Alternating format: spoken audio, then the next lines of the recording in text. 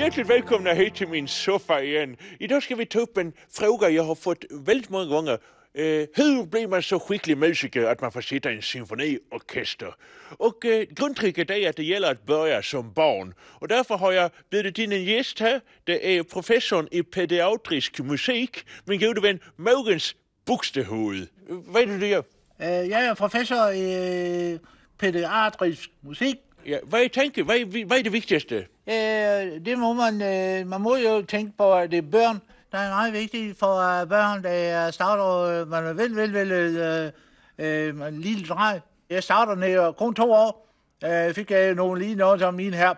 Og min fader, Roger. Roger Federer? Min fader. En fader? Er du fader end? Fader. Min fader Roger. Ved du om dine fødder? Har du problemer med dine fødder?